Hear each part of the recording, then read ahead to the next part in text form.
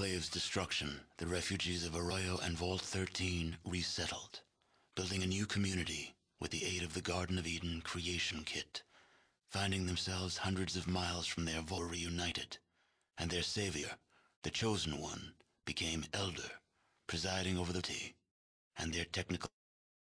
Armed with flares and clubs, the people of MODOK invaded the Slag's underground city. The Slags were quickly defeated, and the MODOK residents slaughtered every man, woman, and child they found. Rumor of this vicious attack spread far and wide, and fear motivated MODOK's neighbors to attack and destroy the town. Metzger's business in the slave trade soon faded with the removal of the Mordino family. The den continued to attract criminals, and Metzger's business practices delved further into drugs and prostitution. The den soon became a rallying point and a safe haven for raiders. In the years to come, Vault City suffered greatly from raider attacks. Eventually, the situation grew so desperate, the citizens were forced to request aid from NCR. Within a month, a large detachment of the NCR's military was stationed in Vault City. The military presence quickly became an occupation force, and Vault City became the first of NCR's border territories. The Salvatore family of New Reno, having profited from their ties to Navarro, used their laser weaponry to burn the other families into submission. The resultant massacre was dubbed Ash Friday, and is still celebrated in New Reno to this day. Myron died less than a year after the defeat of the Enclave, stabbed by a Jet addict while drinking in the den.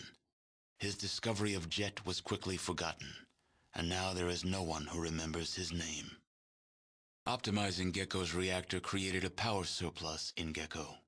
The Vault City Council, unable to expand because of their limited power supply, yielded to internal pressure and was forced to take over Gecko to control the reactor.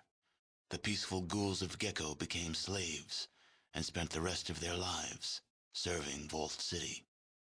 After Doc Johnson helped treat the miners during the Great Jet Scare, the citizens of Vault City voted Doc Johnson into the mayor's seat. Under the doctor's patient hand, Redding forged closer ties with Vault City until, some years later, Vault City annexed Redding, granting Vault City's citizenship to only 10% of Redding's population. With the destruction of the conspiracy to destroy the mutants, Broken Hills began to thrive.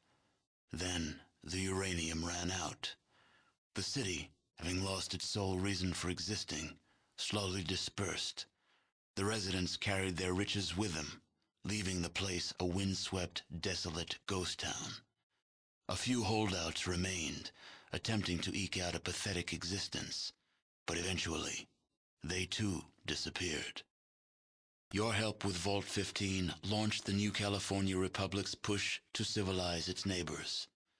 Though there were many more obstacles to overcome, the NCR now had a foothold into the northern wastes. With the support of the New California Republic, the Vault 15 squatters soon became self-sufficient and productive members of society. By eliminating the death clause of Vault 13, you banished yet another species of the realms of extinction, proving once again that genocide is a viable solution to any problem. The Shi flourished, creating a botanical scourge on the radiation surrounding their beloved town. Though this vine could not grow in other soils, the Shi took care to nourish it in their lands. They continued to grow in strength and prominence, forming the basis of a new empire. As for the tanker vagrants, well, as vagrants do, they drifted on.